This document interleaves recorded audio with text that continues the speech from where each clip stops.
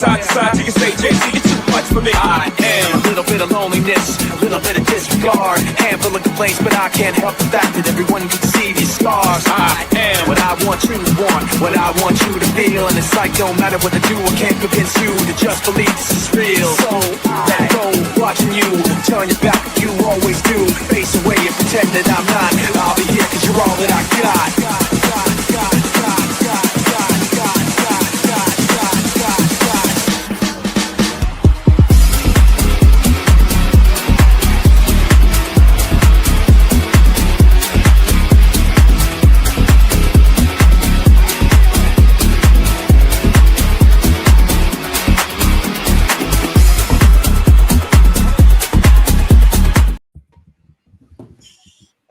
Good evening, everyone, and back again. That's how you lot are feeling at the moment. Numb. That's brilliant. Why does Charlie look like Rory McIlroy on that intro? That's fine by me, mate. Your camera's doing that weird thing again. Please. Just turn it off, mate, for everyone's sake. Carry on. Sorry. Well, welcome to Top Table Talk. We're back again.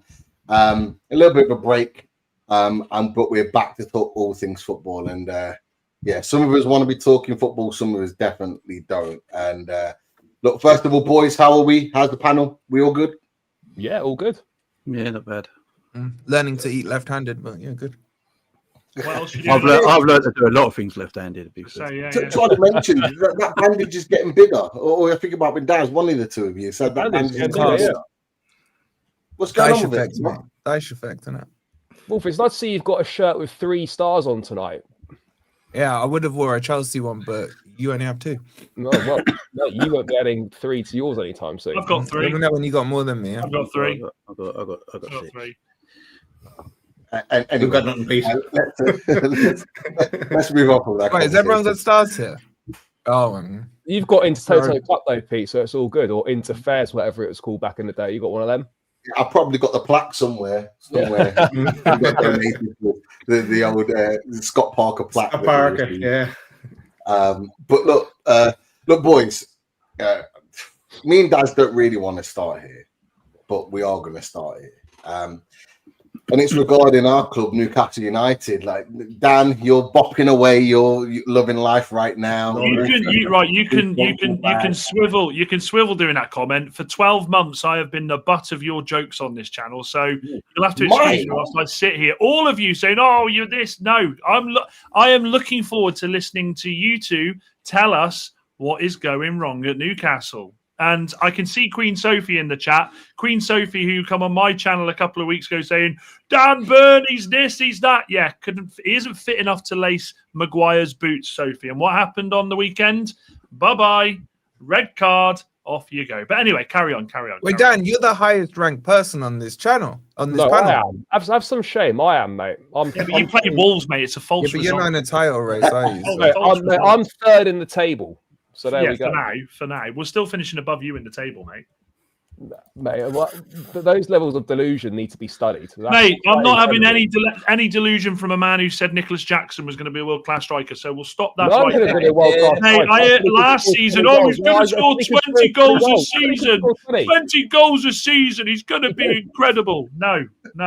Oh. Charlie, I haven't seen you for a few weeks, mate. I got receipts. Don't you worry, mate. Oh, this is going to be fun. Yeah, look, shots have already been fired, and it's not even involving our team.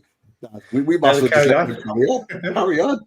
But look, me and Dad have had our opinions on all things Newcastle United, and we're happy to answer your questions. But look, boys, what do you make of what's happening at Newcastle United at the moment? Obviously, only 3 wins this season, 5 losses.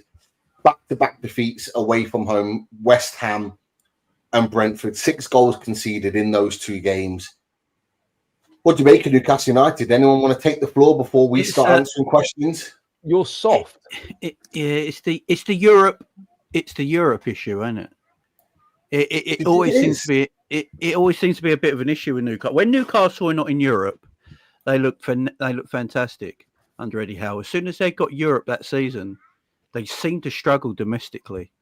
I have no idea why that's the case. I have looked into it now. It just seems a bit strange by that because, Eddie Howe is a good coach. I just look at him now and think, has he just come to the end of his time at Newcastle? Has he taken Newcastle now as far as he can possibly take them? Do they need to go with a new coach now, something new, something a little bit different? Because I believe he's been the coach for the whole since you've been taken over, hasn't he, Eddie Howe? Yeah. So, 2 years now. And that's unusual. When you usually have big takeovers, they like to get their actual. Was he in place before the takeover, Eddie Howe? No, it was Steve Bruce. It was Steve Bruce. So they got their man in Eddie Howe, and they've kept with him. To be fair to Newcastle's ownership, they've kept with him, and rightly so, because I think he has done well. But everyone has a shelf life. My manager's shelf life ran out a year ago, but everyone has it. Yeah, everyone has it. And I just look at Eddie Howe right now, and I don't think he knows how to get the best out of this team domestically while they're in Europe at the same time. Pete, that's rich coming from your club. Pete, where did you finish last time you were in Champions League? Like when in the league? Eighth. Seventh. Oh no, they got screwed by Man U. Man U screwed. Should have got Europe, but obviously Man U won the FA Cup. So this is sort of not a new kind of issue of balancing the two. Yeah. This is our same game, but different this time. But to us, I think it all stems from the summer. Like the window was poor. It wasn't good enough. I don't think the squad has got the depth required to juggle both competitions.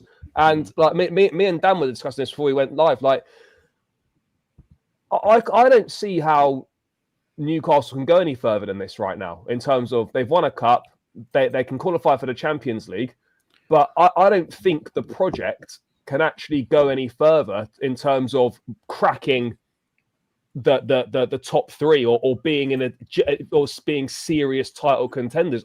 I just don't see it. I think the project right now is at its finish point in terms of I don't see how another manager comes in and this goes any further. I don't see how needs to do better, right? And someone else will come in at some point, but I don't see someone else coming in and suddenly making Newcastle become a side that will finish in the top three or in the top two, or can push to win a Premier League, or can push to win a Champions League. I just kind of think I'm not saying the project's run its course and it's over and let's just rip it all up, but I don't see how Newcastle can do what's required to actually get them to move above these other clubs.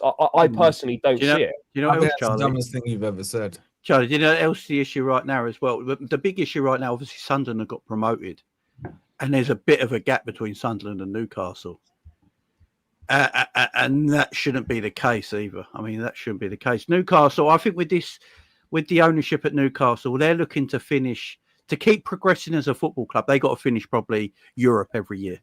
Like Europe every year has to be what Newcastle need to do with the ownership now to progress to the next stage. I'm just not sure if Eddie Howe, looking at Eddie Howe, is the right guy now.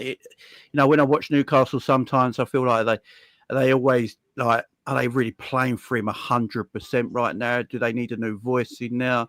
I think Eddie Howe's a great guy and all that, but maybe you need someone who's a bit more. Eddie Howe he's always quiet. He looks like a guy. I don't know. He looks like a guy you can walk over. I don't know if that's true or not. He just looks like that a little bit personality-wise. Maybe Newcastle need a new voice in there, something new in there. I think the team's good. I think the squad Newcastle is better than where they are in the league right now. You've got very good footballers there. Go away. Well, it's better than that. Yeah. What? No. Okay. One second. I think the problem you've got here is, and let's be honest here, poor recruitment in the summer. Towards the end, it literally was a case of we've got to get people in. You were stifled there. We had a conversation 12 months ago, and yes, some Newcastle fans on here, Turpy looks very angry, so I'm probably going to anger you even more here. But we had a conversation last year where I said to you, managers can take teams to certain points and then it's time to change. Now, Manchester United fell foul of that with Ole Gunnar Solskjaer. We should have got rid of Ole Gunnar Solskjaer when he took us to second and brought that manager in to take us to the next level. Unfortunately, we created a massive, massive virus in that club. He went and we've been chopping and changing ever since. Now, Eddie Howe has done a fantastic job at Newcastle. And let's not forget, the first season he was there, he kept this team in the Premier League. He did. He turned Joe Linton into an absolutely stunning midfielder, signed Bruno. He turned this team into a team of fantastic footballers, and he did. And there was that unity within the squad. Now, unfortunately, I think what's happened this season is you have been able to buy, but it's kind of like a kid going to a sweet shop with money and you saying, right, get what you want. They've gone, I don't know. Oh, right, hang on a minute. Who do we get? Who do we get? And the signings just haven't been as successful as. And look, we've all been there. We've all been there with our signings. Wolfie, as much as he probably will disagree, some of his signings hasn't worked. Some of my signings haven't worked. Liverpool's signings haven't worked. But unfortunately, because you're in the Champions League and the Premier League, your manager has to be more cute and more savvy in what he's doing with his games and where he's portraying people. So I think the problem you've got here is in football, it's the same old story. I told you this about Isaac. I've said Isaac. I've told you this about some of my players. Same with managers. Players and managers come and go. The club remains. And sometimes you just have to make the cut to do what's best for the club. Simple as that. And it may hurt because there's a lot of Eddie Howe fans out there. But I genuinely feel like it's getting to a point now where you are kind of stale with Eddie Howe. Yes, you'll have some good European nights. And you already have. You already have had some really good European nights. But is having a couple of good European nights here and there, worth more to you as a fan base than being a consistent team challenging season in, season out in the Champions League, getting in there? Is that what you want? Because at the moment, I don't think that's what you're going to get. Remember when the Saudi takeover happened, right? And there are all reports about, Newcastle, gonna win the Premier League, or what could the Newcastle team look like, and all this sort of stuff. And they've obviously massively improved, and they've qualified twice for the Champions League in the last 3 years. They've got into 2 cup finals. They've won 1, lost 1. And Howe's done an amazing job, and the club's in a much, much better position than it was. It's in a much better position. But when you look at what Newcastle want to try and do, and it's what all clubs want to do, we want to try and break into the quote-unquote establishment as such on a regular basis. We've seen teams do it on a one-off. We see Aston Villa do it 1 year and then they drop back out, couldn't get the Champions League. We've seen Newcastle done it 1 year, they go away for a year, then they come back and do it again. It's finding that level of consistency to do it year after year. And that's how you establish yourself as a top club, by doing it. Charlie, as well, though, as well with that, with the money that they've got, with the ownership model they have, unfortunately, this is the expectation, and we all sit here and say Champions League. It's got to be Champions League. My club hasn't been in Champions League for ages. My club won't get Champions League this season. The Champions League, it isn't just something you get. You have to earn it across 38 games, and inconsistencies will always cost you. Look at last season with you boys. You boys were nearly not there. Wolfie's boys missed out. Newcastle got there in the end. Villa didn't get there in the end. It's consistency that carries you to do this. People talk about winning the Premier League. At this moment in the model that Newcastle have, their only priority is, yes, pick up a cup here or there or two, but also be a consistent Champions League football team. That is where they are at the moment. I've never heard so much rubbish. Well, Not necessarily from all you said, Dan. The others, there's so much rubbish, and there's a lot of pompous cartel sixness coming out. Oh, here we go. Right now. Okay. Firstly, let's remember when Newcastle got taken over, they changed the rules on third-party transactions within 3 days or a week or whatever it was, specifically to stifle what Newcastle could do with that money. So this whole thing about Newcastle richest club in the world, cool. They got a Ferrari, but the Ferrari hasn't got the keys. They can't use the keys. It's locked. It's got a parking ticket, one of them yellow things on the wheel. So let's be realistic when we're talking about what they can and can't do. Had Newcastle been taken over in 2008, when Man City were, then yes, they could go and buy every single player under the sun, like Man City did, get the Robinhos and what have you, make all the mess that Man City did and get away with it. So that's point number one. Point number two, Eddie Howe's been in this position before. This time last season, Newcastle was sitting, I think, 13th in the league table. They were playing poorly.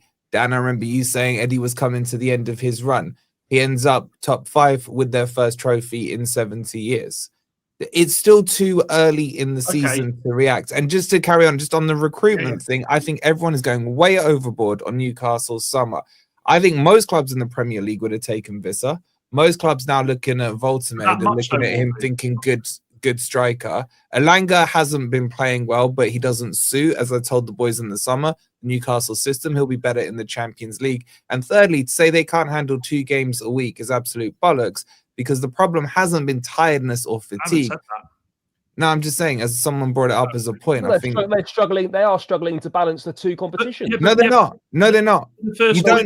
I'm sorry, you don't lose to West Ham because you've played in the Champions League. You lose to West Ham because your attitude stinks in that game. You go 1-0 up and act like you're entitled to win it. But nothing to do with the fact they played Champions League. We've got evidence from before. Last time they were in the Champions League, they finished 7th in the league, and this season they're doing well in the Champions League. They're doing shit in the league. I hate agreeing with him. The evidence is right there. You're going on a sample size of 1. Yeah. Okay. Did you watch the West Ham game? Because that's all we can go for. All right. Did you watch the West Ham game? Did you watch the West Ham game, Charlie? They were awful. Yeah. But what were they awful? They took the lead. Do you think had they not played in Champions League with the attitude they showed in that game, they would have won it? No, probably not. Wolfie, with your first point, though, you said that they got taken over and then PSR stopped them straight away. Did I miss what happened in the last 3 seasons, or did Newcastle qualify 2 out of the last 3 seasons? Now this summer they've got the money. They look worse, Wolfie. You can't say they don't look worse. No, I can. I'll tell you why I can say it, Dan. It wasn't PSR that changed. It was third-party transactions that changed. That was the difference, not PSR. And secondly, because of the 3-4, how long has it been? There goes my camera. When did you guys get taken over? What year was it? 2021. 2021. So we're doing that for 4 years. It takes 4 years to build a project, okay? And they weren't able to build it at the pace they would have liked to have done it. That's the thing. We hear Charlie coming on here week in, week out saying, he's the blue Arsenal now. Trust the process. We're buying these kids for 10 years from now and what have you. Why is that acceptable for Chelsea but not for Newcastle? And Newcastle have done it with less money, without selling their bloody women's team, without selling hotels back to themselves and all these other loopholes that Chelsea are finding. So the project is still, Newcastle could spend way more than they've spent. But the facts are the third-party transaction rules that came in were designed specifically by the Cartel 6 under pressure. The Cartel 6 pressuring the FA to do it. They were voted through by 14 of the 20 clubs. So who raised the issue, Charlie? It doesn't matter who raised the issue. Of course, it matters who raises the issue. It was voted through. So if you don't like it, you could have voted against it. But it was voted through. Let me ask you a question. You said that he was in the same situation last season, turned it around. Okay, yeah. Do you think he can turn it around this season? Of course he can. It's early days. Because I know 2 people on this panel I listened to the other night that don't. And I think the fans are in the same boat here. I think if you're going into every season, bloody hell, if you're going into I'm going to need to reset in a second. If you're going for every season thinking, well, we're going to go for this, but we should get there. It's not a way to be running. But Dan, the question has to be, what are the objectives of Newcastle? I don't think I've spoken to a Newcastle fan who's turned around to me and said, if we don't win the league this season or next, Eddie Howe needs to go sack the board. That they have realistic expectations. Newcastle should be competing for around that 5th spot for the next couple of seasons. Sometimes they'll finish 7th, sometimes they'll finish 8th, sometimes they'll finish 4th.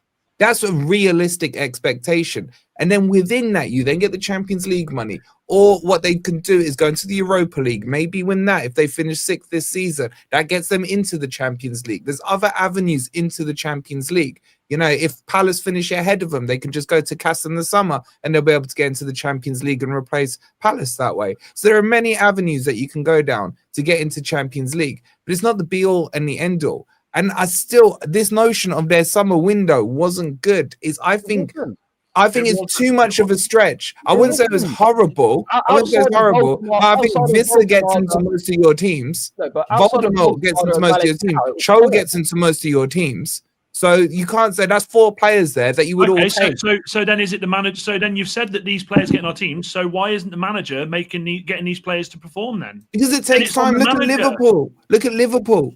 They can't get a tune out of Isak, who's Prem proven, by the way. They can't get a tune out of Vert. Can't get a tune out of Kirkes. I want my man to step, I want my manager gone though. That's the difference. Whoa. Okay, but do you think realistically, because your expectations are what, Jamie? Your expectations are to retain, yes?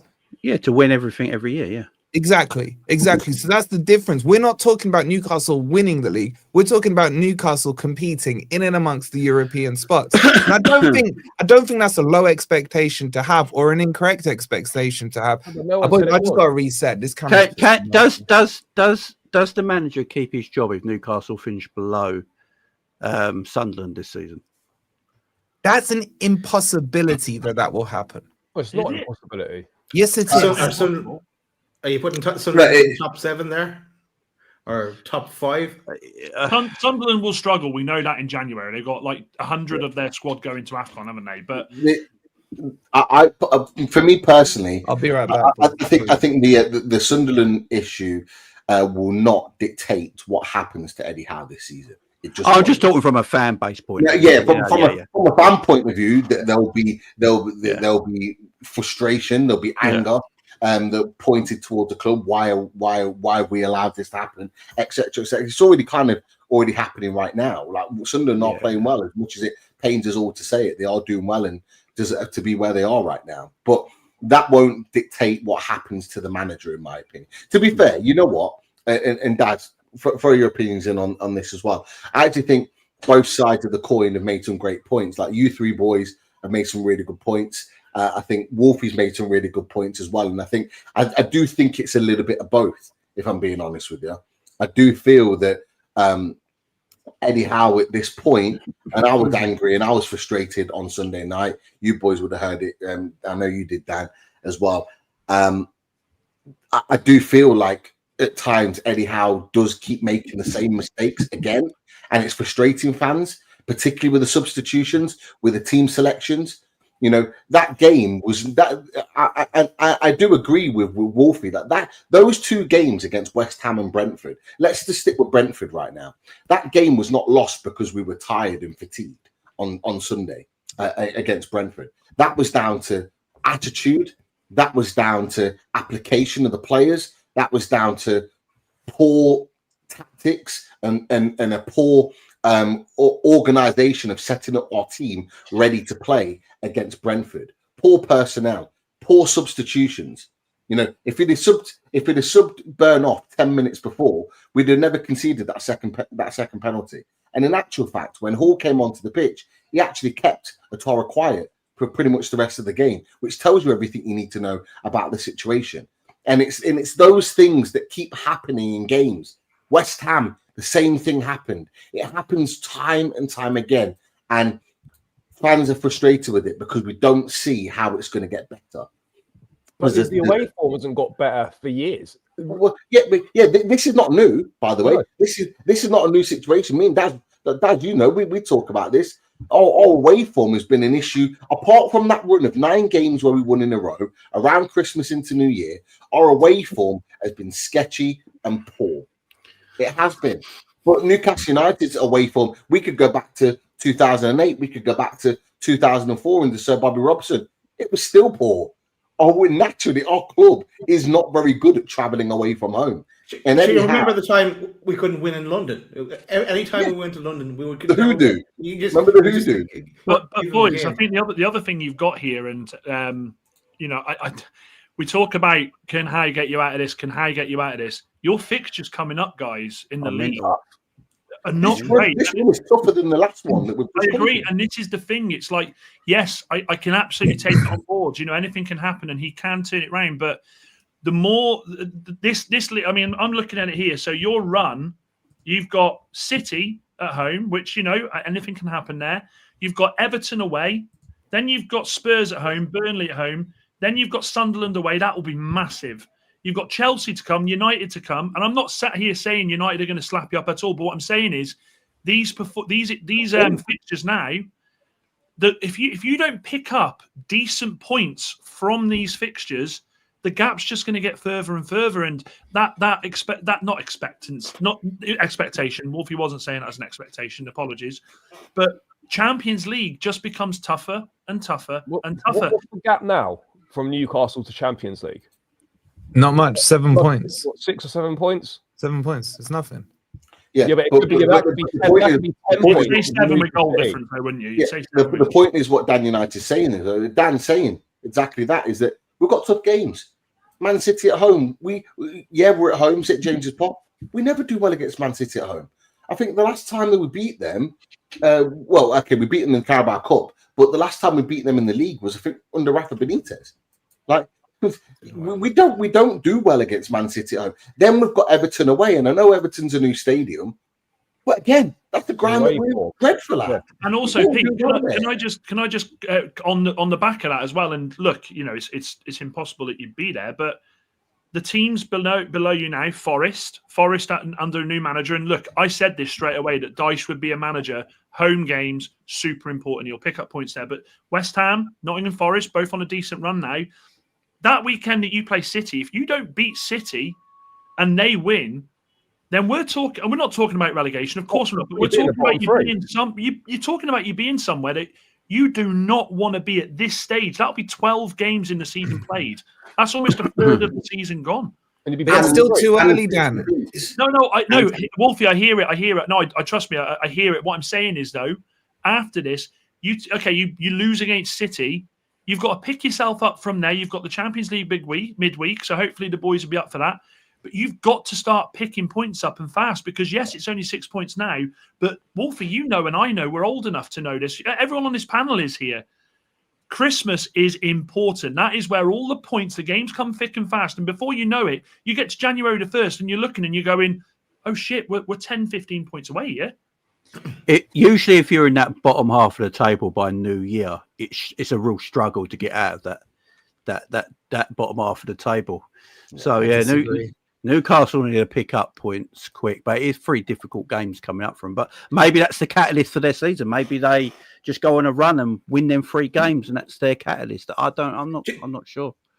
Just want to jump in here for a second and just go back to what Charlie was saying. First of all, like great points actually by everyone, but like in that year that we got into the Champions League, what killed us that year was fitness. We're playing the same 11 over and over again. Did you not have Tonali then as well that season, Daz, as well? You did. No, he's banned. He was banned. Oh, yeah. He played 1 or 2 games at the start, and he scored against Villa actually, and then that was it. But then so last season, obviously we qualified for the Champions League again. With no Europe, we're able to do that. Then this year it's something different. We have a squad to work with. But okay, it's selections at times, but it's like, and Pete was saying on the 12th man last night. What we're known for is intensity is our identity, but we're not seeing that. Players are playing at 80% of what they're capable of playing at times, and is that something that they're being told to do? Is it a mindset that they're going with? Like when they play at home, it's all out. It's all out action, and the stadium brings them along and wills them on to attack. We don't have that then when we're away. But I also want to go back to one other thing, and I was going to change tabs for a second. Where am I going? Here we go. Because I heard something on 12th man. Sorry, lost the boys. Get rid of them. Well, I heard something on 12th man last night, and it was kind of a misquote. And I think that there must be some back channel going on, and it's a bit of talk between the Bash brothers, and there was talk of an ultimatum. And I think you've taken it up wrong, boys, because this is what I was really saying. So I was saying, yeah, this group of games there that you've pointed to there a few minutes ago, Dan, you read out the fixtures, but I was saying that the owners should be open to a succession plan in the summer if results continue. And we can't win away from home. That's quick maths. That's 50% of the Premier League games. Eddie, and a fact here, Rafa, shout out to Rafa. This Eddie Howe is the most successful manager in our lifetime. And I'm saying, I'm not Howe out, but we're also not blind that there's a rolling pattern here. We're not learning how to manage Europe and domestic competition. Also, I'm saying that if we were to lose the next 7 games, like if we're to lose all those games, yes, questions need to be asked then as to what is happening here. And also, I think Eddie's team can turn this around. We've built the club around him now. We've brought in the sporting director that he wanted, and it's just the players need to focus. It's a World Cup year. Their minds are starting to wander as well. We've talked about Gordon, but are some of them playing within themselves as well? That mind themselves coming up to international games. And Eddie Howe also needs to drop his favourites, like case in point, Dan Byrne. But Daz, so it would take seven losses for you to be Howe out in a row. In a row. But yeah, I don't think that's going to happen. I'll be honest with you. I think if we were to lose all those games and get to Burnley at home and lose, I think the fans are going to be calling for it. I think the fans should call before that, though, Pete. You can't. You could be in the bottom. You could be in the bottom 3 after the international break if you lose against City and West Ham or Forest win. Yeah, Forest are going to win at Anfield away, and West Ham are going to win away at Bournemouth. Yeah. Well, no, but I'm saying there's a scenario where you could be in the bottom 3. It's not impossible. Okay, you're right. You're absolutely right. You're right that could be the case. And the first 2 games are not easy with City and Everton, but like the Burnley one, that's the one where you've got to say that has to be a banker. You've got to be a team that's very likely to get relegated this season at home at St James's Park. You've got to win that game. It's an absolute must win. And I think if we were to lose the next 3 in a row, which I don't believe will be the case, I'll be honest with you, but if we did, I think it would ramp up significantly, and I think there would be questions asked around: Is Eddie Howe getting a tune out of these players? Are the players listening and doing what Eddie Howe is wanting them to do? And I think that's a big question. You know, before the show, I was at the gym just back 40 minutes ago, and I was like just training. I was thinking, I don't know why it came into my head. I was just thinking, is the Carabao Cup been almost kind of like detrimental to some players? Is it been the fact that we've won that trophy, we've hit that marker, we've won that trophy for Newcastle United? Are there, and I don't know the answer to this question. It was just a thought. It was just thinking, like, are certain players thinking, okay, I probably reached my height here at Newcastle United. Like, I've done what I needed to do. We were desperate for a trophy. We've won a trophy. We've got Champions League football again. Are we able to get any higher? I don't know the answer to that question, by the way. But I was thinking, maybe, is that why he's at left? Possibly. Is that what Sandro Tonali's thinking? Is that what Sven Botman's thinking? I don't know the answer to that question. But is that maybe the reason why? Because it isn't down to fitness or squad. And I have to emphasize that. I know a couple of the lads have emphasized it too. It is not that. We have the best squad of players I've seen under Eddie Howe available to us. I'm not talking the first 11 because obviously Isak is a huge miss in terms of that first 11. But overall squad, this is the best I've seen. So that is not an excuse. The attitude of the players and the way they're playing in certain games. Anthony Gordon, case in point. Him turning up in the Champions League and putting in top-level performances and then fitting the bed against Aaron Wan-Bissaka at West Ham and going off at half-time and then playing against Atletico Bilbao. And nobody can tell me, right, that this injury could have kept it, is bad enough to keep him out against Brentford. Brentford. Know that he's probably one that's looking at what's happened this summer, and he's one that'll be looking at, do you know what? I'll have a good World Cup potentially, and I'll leave. He ain't making the squad. No chance. Yeah, not currently, not currently, and he shouldn't deserve to either. He shouldn't deserve to, because at this point in this season, he has picked and choose when he wants to play well, right? And even we were calling for him to be benched on Sunday, even if he was fit, because he's just picking and choosing when he wants to play for Newcastle United. He didn't play well in that first 15 minutes or so against Bilbao. He was trying everything, and that defender was just swiping him to the side. Everything wasn't coming off. He was misplacing passes, and I think he's gone, I don't fancy this, because he's done it before. Anthony Gordon has done this before. You know, you boys know it. I've been saying it for a year, right? He is case in point of a player that is picking and choosing when to perform, and we can't afford that. as Charlie said, we need to be challenging at the top end of the table. I'm not talking about league titles, but I'm certainly talking about we should be in the conversation for Champions League every season. At a minimum, we should be, because that is our aspirations. Our aspirations are to eventually be challenging for the title. And you know what? Day one of Newcastle United coming in, right? That was the mentality. That's why. And people still use the interview with Amanda Staveley. We're going to be number one in our owner, saying we want to be number one. Yes, because that was the intention. But that meeting with the Premier League, literally a week or a few days after that Wolfie talked about, that changed the fact that we couldn't generate the sort of money that we wanted to quickly to move this project along, meant that it wasn't a 5-year project. It became a 7 to 10 year project. That's the reality.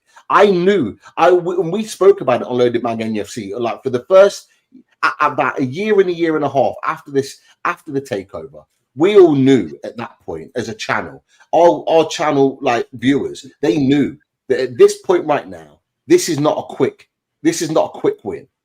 It isn't, right? We are not going to be regularly challenging for the title anytime soon. We know it.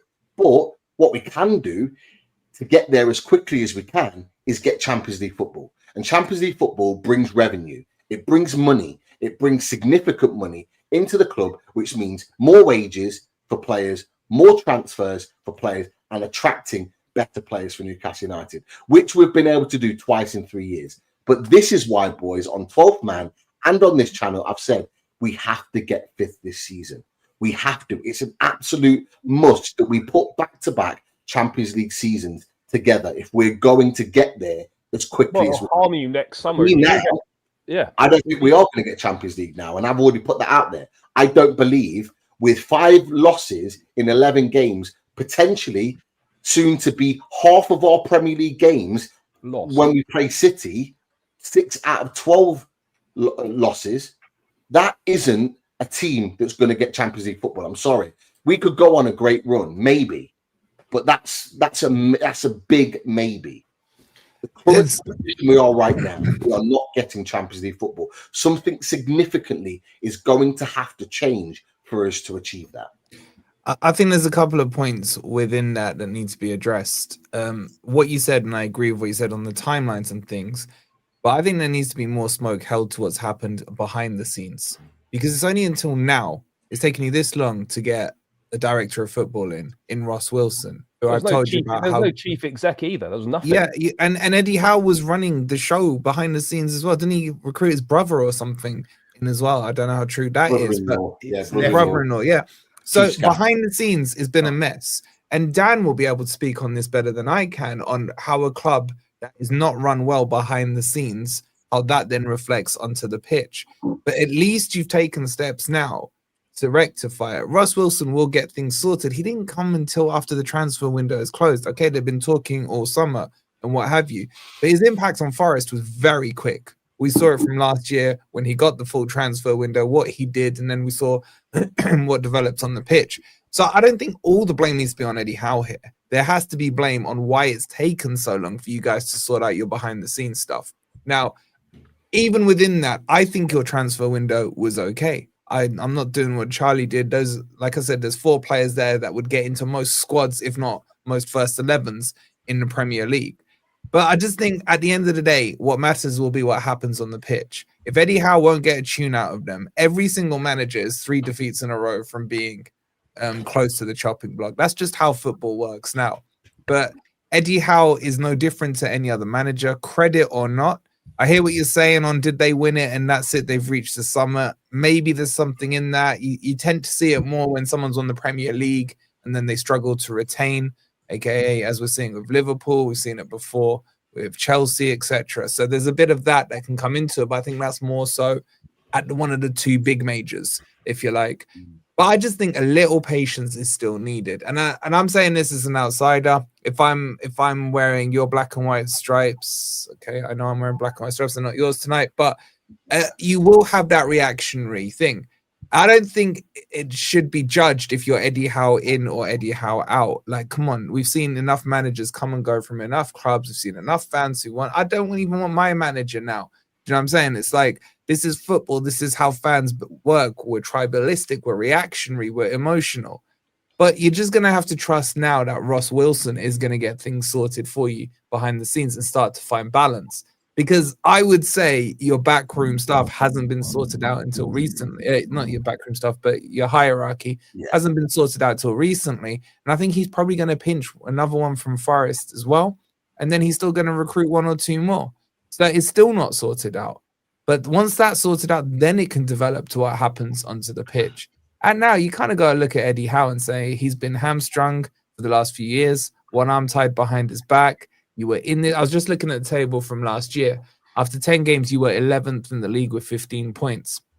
You ended up in the top 5.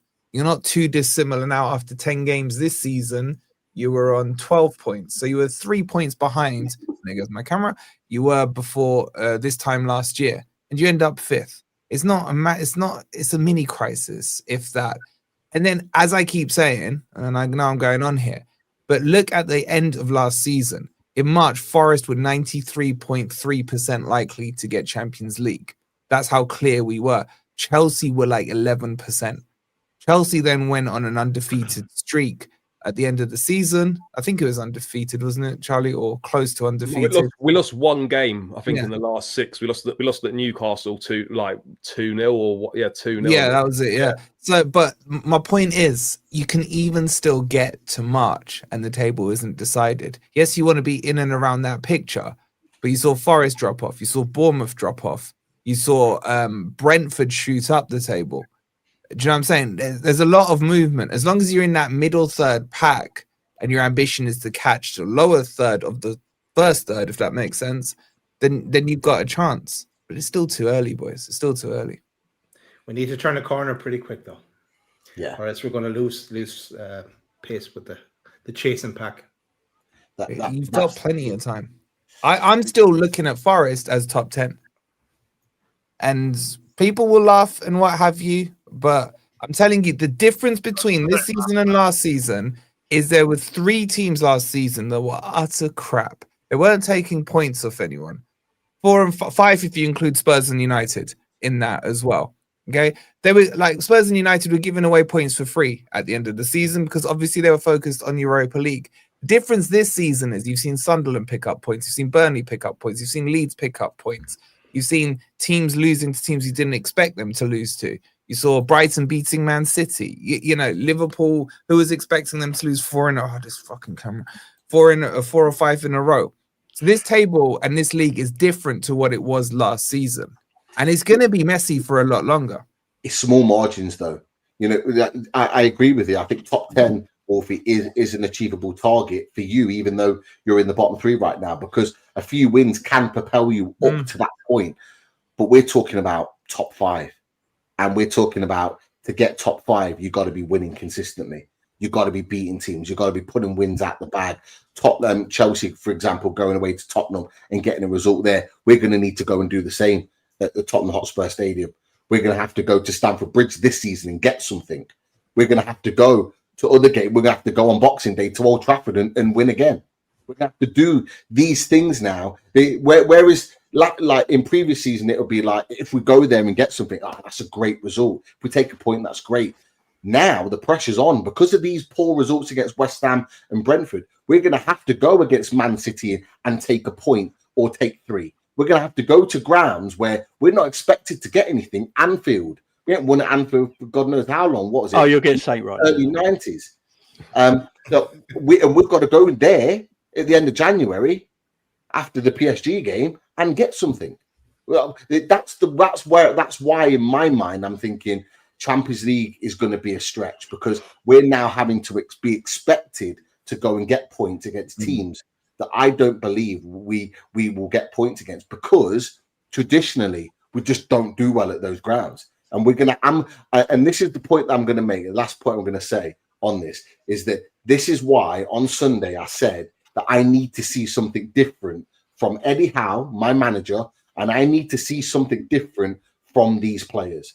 I have to see something different. Because if I continue to see what we're seeing right now, we ain't getting anything. We're getting nothing.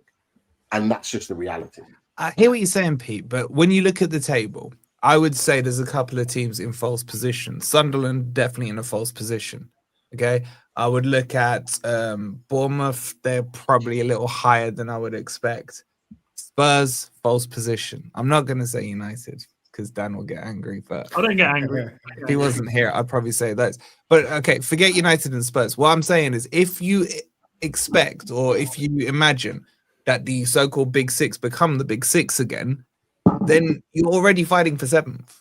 This is the thing. So you're looking at out of the top 6 now. You're looking at Sunderland would be the ones who drop out of there. If Sunderland dropped out of there and Liverpool went back into it, you'd probably say that looks like a traditional Big Six. And then you got Villa, who are on fire and fighting.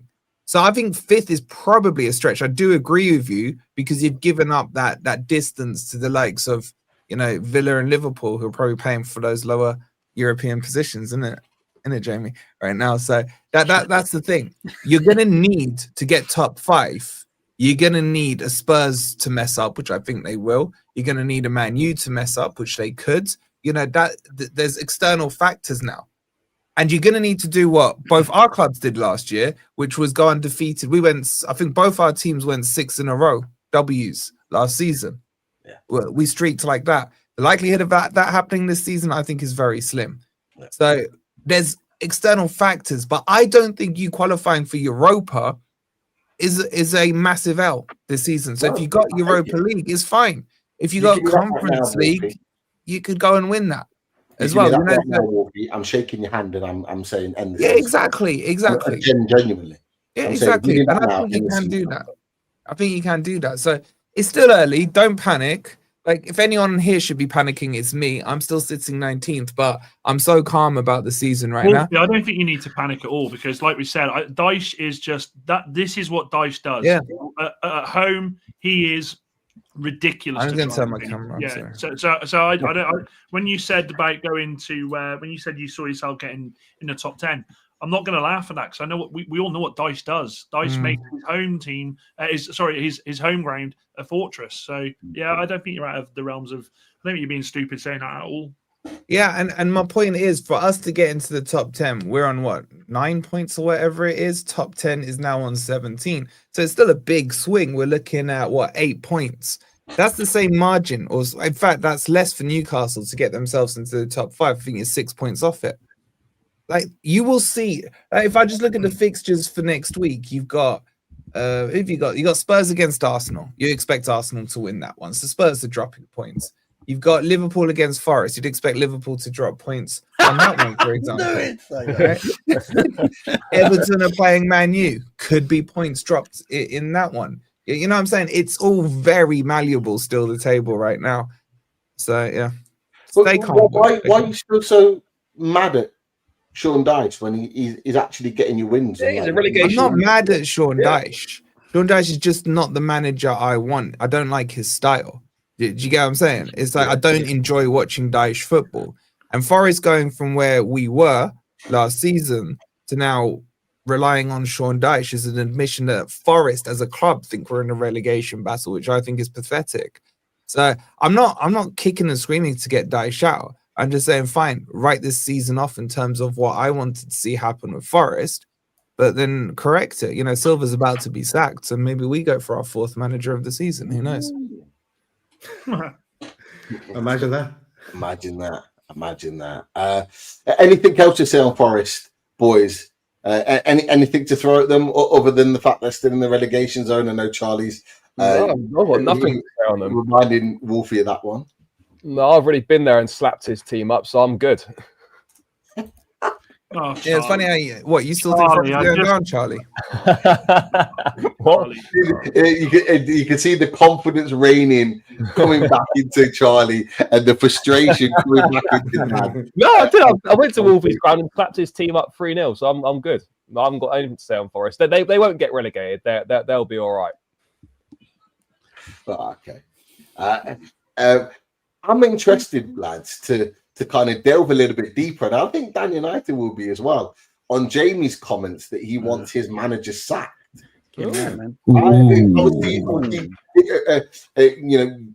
Disappointing defeat at the Etihad. absolutely trounced, in my opinion, from literally minute one. Really convincing win from Man City. Is this before the game on Sunday you wanted him sacked, or is this because No, it's been going on quite a while. It's been going quite a while. Look, if I told you Liverpool have lost more games than Man United in the calendar year of 2025, not a lot of people would believe you. I would. They have. I would. Yeah, but are you including the ones where you were pissed at the end of last season? That's 2 games then. That it's the same. Like, but context for losing can be done in different ways. You can say Man United lost games because they had 8 injuries or first team players and things like that. So context for losing can be, you can put that for any team, really, right? The professionalism Liverpool didn't show after winning the league title has seeped into what's happening now. And yeah, we're not performing. We're not performing well. We performed well under Arne Slot for last season between August and Christmas. You know, even a lot of people were talking about how he's performing, how we're playing, keeping clean sheets, scoring goals, winning games, controlling games of football. And then it went, you know, from January onwards of this year, it's gone crazy. I don't know what the system is. I don't know what our style of play is. Even rival fans ask this question. What is Arne Slot's style of play? I don't know. I don't know our system. We play with a donut-shaped system, so all the players are around the outside and there's nothing in the middle. You know, it's crazy right now. And we've lost 8 games in all competitions this season, right? And maybe it's just me because I hold Liverpool in such a high standard that I don't think it's acceptable, right? Maybe that's just my issue. I mean, like Dan's a United fan. We're probably the 2 biggest clubs in this country by quite a distance, yeah? And Dan probably the same as me. Dan's probably the same as me. We hold our clubs in a high esteem, yeah. And when it's not good enough, we'll come out and admit it's not good enough, and things have to change because it's, you know, we're that kind of clubs. And I look, there's a lot of Liverpool fans at the moment who want to give Slot time and believe he's the guy. And I hear that because he won the league last year. But what if he's not? There's also the what if he's not, man. What if he's not? What if last year he was good? And that was last year, but this year's this year. You know, I think sometimes as football fans, we live in the past too much, and sometimes you've got to live in the present and what's happening today and not yesterday. Yesterday, yeah, it was great for me. Today, he's not doing it for me. You know, and you've got to look ahead. Like, it's no joke, actually. I mean, Wolfie made a thing of it a minute ago. We have got Nottingham Forest at home after the international break. I don't know how that result's going to be because Forest are going to play a way that my manager keeps telling the world we can't play against. Yeah. Exactly. So, and Forest will play like that, so it's going to be bloody difficult, right? The City game was a disgrace.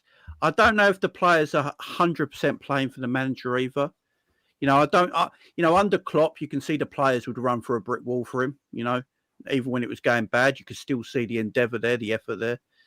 With them at the moment, even Virgil right now, Virgil's aura defending pisses me off. I did my rant about it the other day.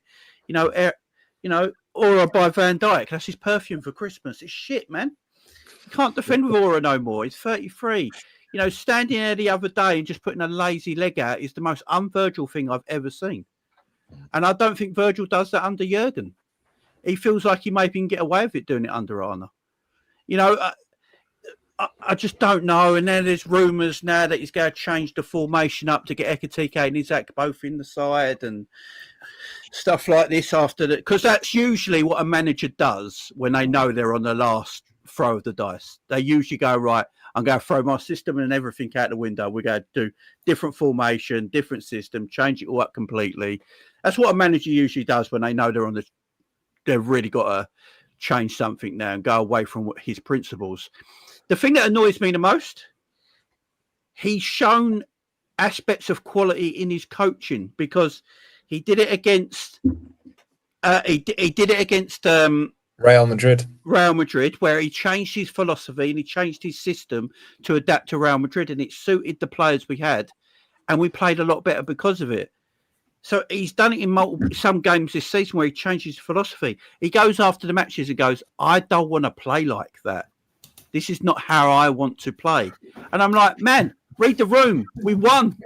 You know, like, maybe play like that for a few weeks, get some enthusiasm back into the team, get some excitement around the stadium, get in the fan base. And then if you want to go back to how you want to play after, the players are feeling better about themselves and everyone's feeling better about themselves, you go that way and start tweaking it, do that. But to play how we did against Real Madrid, where he changed his shape and system a little bit, even though it was the same players against City, he completely changed the way we play tactically against City to like this donut system with nothing in the middle and no spare man to pick up second balls or anything like that. I'm just running out of patience a little bit. I really am. I don't want to hear either. I hate this. It's an excuse to me. The whole we had a big change around this season. Yeah, so did Sunderland. Yeah, Sunderland spent the most money ever in their history. Yeah, got promoted and looking very good right now, and the manager's coping with it. Will that last long term? Don't know. But as I say, I only talk about the present. He's a manager that won the league and then bought quality footballers. Yeah, it's literally up to the manager to manage them players. That's the title of his, coach and manage them players to fit them into a system and a shape that he should have already had in mind during the summer. Like I'm going to get these players in. I've got this mind in my wow, we're going to play and all that. And then if it don't work, you go back to something else and you try and you manage and you coach. We don't look like a well-worked coach team at the moment. When Liverpool play at times, especially in the Premier League, we don't look like a very good coach side. No tactics at all. Thank you. Yeah. That'd be the biggest concern for me is like not the fact that you're losing, it's the fact that the performances are awful and no one can say how Liverpool are trying to play from a tactical perspective. No one. I don't know. Those for me are the two bigger issues than losing the matches is the fact that the system, tactics, the tactics and the performances are absolutely, the tactics are non-existent and the performances are woeful. When we played you guys, it was 1-1. And then he decided, I don't know why, to take our two best midfielders and put them right back and centre back. And then guess what? You guys went and won the game because my two best midfielders are now out of midfield and playing right back and centre back. I mean, it's absolutely crazy. It's just I don't know if I knew the style what we were playing with, right? And I could see the style, and he's physically playing with that style, and you could see the effort was put in place, and you were losing games by, just hard, just unlucky, or a team was just better than you on the day, but you were quality in yourself.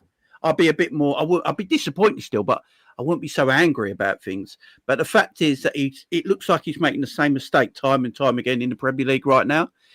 Yeah, I think I've got a right to be angry. There's a bit of a civil war in the fan base at the moment because, as I said, some want to give him time and think he is the right man and it'll work out. Some others are saying, no, man, 15 losses in 2025 for a Liverpool Football Club. It's ridiculous and it's not good enough for the standards we got at this football club. So, yeah, it's a bit everywhere at the moment. Jamie, can I ask you a question? Change. Yeah, man. Do you think you're out of the title race? Yeah. Okay, at this moment in time, yeah. So at this moment in time. Do you think if you got a new manager, whoever that might be, you could get back into the title race? No, because I wouldn't change the manager till the end of the season. Are you still only in? No. But there's no point changing him right now because I don't know who would come in right now to do any better right now. I think you got I think it's just Liverpool writing this season off almost, letting him go in the summer, getting a new guy in, give him pre-season, work with a team, stuff like that. That's probably how I would do it personally. I was going to ask you, like, are you effectively writing off the season? Because it sounded like you wanted him gone now. Because I was going to ask you the question, who would you want to come in? But if you don't want anyone coming in, you are effectively writing off the season. Yeah, I'm sort of writing it off at the moment. Yeah, I'm right. So there's part of me that's writing it off right now, and part of me, fingers crossed, he wakes up from his coma and we get the real Arne Slot back, and the aliens that have abducted him originally bring him back, and the real man arrives again. I'm so torn on this. I really am. But at this moment in time, I'm just looking at it and thinking, I think we've conceded 27 goals this season. We are on stage. I think I saw a stat the other day someone put up.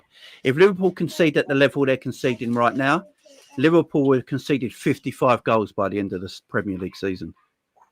Which is conceded 27 now, and we're a quarter of the way through. You're looking at over 100, bro. Premier League only. Premier League only. Is it not a bit? I mean, can you really write off a season with the money that you've spent? No, like, I mean, that's why I'm angry, Dan. That's why I'm angry. I mean, like, it's okay. It's okay, you know, for other teams to say it, but I mean, these players you brought in. Let's not sugarcoat this. It was like FIFA. You know, the players you were bringing in, it was FIFA seconds, and I was like. And I'll be honest with you, I was sat there going, "League's done. Liverpool are going to absolutely unite." The players they've got, this is absolutely ridiculous. No, I hear that, Wolfie. I hear that. But I just don't think you can write off a season. And like, there's the difference between him and Klopp. You know, we know that Klopp only won one Premier League, but let's be honest, Klopp went toe to toe with a Manchester City side that was absolutely out of this world. You know, the points tallies told everybody that. But what I keep going back to is. He won the Premier League last season with Klopp's side. Like I always said this, and Wolfie will back me up, and Pete, to be fair, and Charlie, if you were on the show back then, I think you might have. I was more interested to see how this team would look with slot signings. And yes, you've got the direct foot, you know, that brings it in, but I was more interested to see how this happens. Now, the difference between Slot's Liverpool and Klopp's Liverpool is Klopp didn't go on runs like this, granted, but you went on bad runs, but you always sat there and thought, do you know what? This guy will turn around. It's Klopp, and he would and he'd carry himself in interviews in that way that you'd sit there as a United fan. As much as I hate Liverpool, I'd sit there and go, "He's going to turn this round." You know, of course he will. It's Klopp. With Slot, I listened to him in the interviews, and for a Premier League manager to go out there and tell teams how to play against them is baffling. Criminal. After the United game, to come out and say what he said, I sat there. I thought. Nah, you shouldn't be saying this, mate. You should blame it on anything. Blame it on anything. Don't blame it on the fact that we set up that way. Do you ever see him take responsibility either? No, I don't. When he talks, what annoys me is when he talks in press conferences after the game, he's blaming. He always seems to be blaming the players for what's happened, or the opposition, or the opposition. That's started to piss off Liverpool fans now. Yeah, a lot of Liverpool fans. Yeah, a lot of Liverpool fans started to catch on to that because he never ever takes responsibility. Well, Klopp came out and said, "Never blame the players, blame me." You know, whatever the players are doing, it's because I'm their manager and I've managed them that way, right? So I take full responsibility. So at the moment, it's like, yeah, I'm doing everything correct, but these players are just not listening to me for whatever reason it is, and that's how it sounds like to us right now, and it's really getting us irritated because. The fact is, when he does change to a system that suits the players, we actually perform really well. But when he bins it off the next game. And then he bins it off. Can you imagine playing like you did against Real Madrid, guys? Yeah. And he changed the system. And then you play against Man City and he decides, we beat the biggest side in world football in Real Madrid, with Mbappe's and Vinny's. No injuries this time, proper Real Madrid lineup, right? One of the most informed teams in Europe. And now I'm going to change it completely different for the away to City. You got why? Yeah. No, why? But that screams of someone who doesn't really know how to get out of a situation and is just trying all sorts of different things, hoping that one of them works. I mean, I would have thought that these 2 seasons, this season, right, would have been what happened last season. I would have thought Liverpool would have last summer when Slot arrived, they would have spent big and had the window they had this summer, and they would have had a difficult start bedding in, and then this season they would perhaps, win the league and sort of maybe do something similar to what they've done last season. I would have thought maybe the 2 things would have been the other way around, but it is a problem. I think, but no one's denying that the players that have been signed the top draw, but are the players that have been signed, do they suit the way that he wants to play football? And I think do they bring the leadership as well, Charlie? I don't see leadership on that pitch at all. I don't see any. I don't see any. Szoboszlai. Well, yeah, but I mean, we go back to the characters that you've got there that have done so much for you. I see them all. Do you know something? And I've been so used to for so long watching United players do this. When a goal goes in, I watch Liverpool players go. Yeah, they blame everyone else now. Yeah, Virgil blamed Konate. Yeah. Well, he did that when Mbeumo scored. He just pointed at him. He just pointed at Ibu, it's his fault. Make sure everyone blames him. And that's unlike Virgil. Do you know what I mean? This is what I'm saying. I don't think any of that would happen if Jurgen was the manager because he wouldn't stand for it. It's like they respect Arm because he's their manager, right? But they don't respect him highly enough. you know, I don't think like Jurgen made. I always go back to Jurgen. He was our last manager, obviously, and the success we had under him. But he always said about this thing that players used to say things about him on social media, then they would delete the tweet or something like that, and then he'd meet them in training the next day, and he'd make them all, one of them stand up, whoever did it, and actually talk out loud what he said when he deleted it, because Jurgen already had it screenshotted. Right, and to get it out of the system, right, get out of the system, because they knew they couldn't get away with anything. I just look at Arne and I'm like, I don't know if they're playing for him right now. I'm not saying he's lost. It doesn't look like it, does it? Yeah, I'm not saying he's lost the dressing room completely, but I look at him and just like, what are you know? Are you literally like when you go a goal down, like you look like you've lost the fight straight away. Like we look like we've lost all fight. I just think the signings in the summer, they've massively upset the balance of the team. Like Wirtz is a great footballer, right? But they look like shit now. Boy, but the problem is he's creating a massive imbalance in the team, because the best midfield is Gravenberch, Szoboszlai, and McAllister, and putting Wirtz into that is upsetting the balance in the middle of the park. Then you play him wide, and all right, he can sort of do that, but it's not really his best position. It almost feels like it's a point now where you're like, right, okay, we spent this big money on Isak and Wirtz. Both of them are starting every single week, and we're building the team around them, and the rest of the lads have got to fit in around them. Like that's almost what it has to be now, because you cannot sign those players and then play a system or play a style of football which doesn't get the best out of them. And so Charlie, Real Madrid in the noughties, the Galacticos, all these players, and they were crap. Yeah. Real Madrid last season. So look, the thing is, I look at Liverpool's squad, and if I get a new manager in that's got more quality than on, if Jurgen Klopp had these players now, I think you see a better Florian Wirtz. Right, I just do. I think you see a better Florian. He's a manager.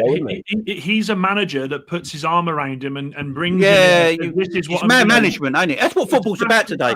It's more about man management than it is coaching at times. Wolfie, would you say, and we can say this, and actually, so can the Newcastle boys. Actually, like. Klopp was the closest thing to you watch what Fergie did with players. You watch what Cloughy did with players. Yeah. You watch what Bobby did with players. That they integrated them into their players' lives. They were the Jose did it as well. Yeah, sorry.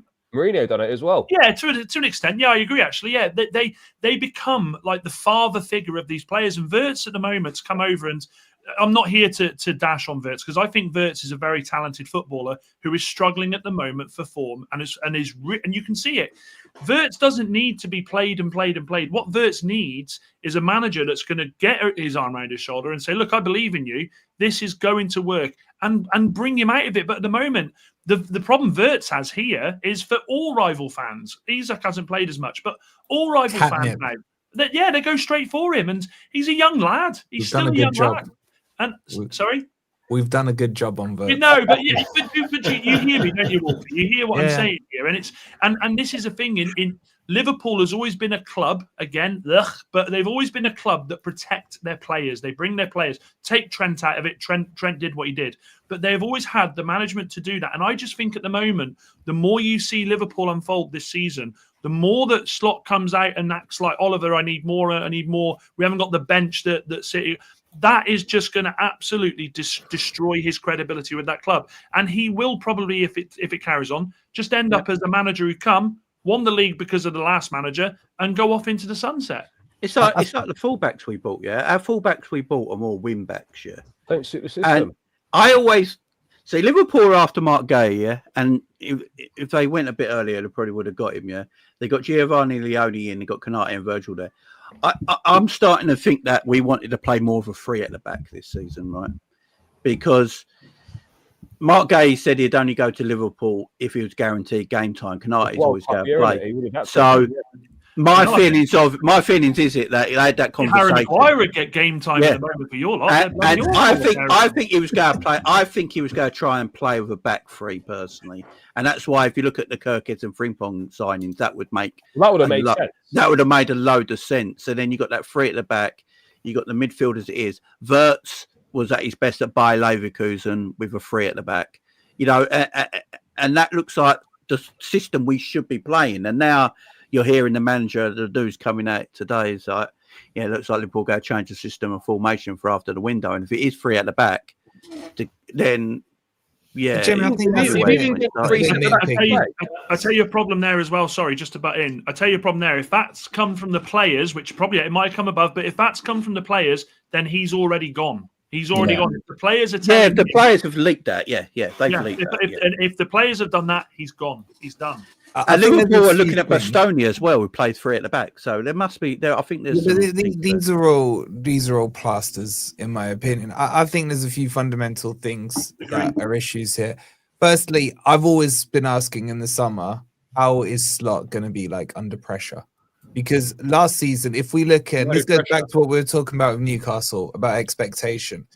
There was, apart from me and a couple of others who predicted Liverpool would win it, I squeezed that one in there. The expectation was that Man City. Where did you go, Wolfie? What position did you go?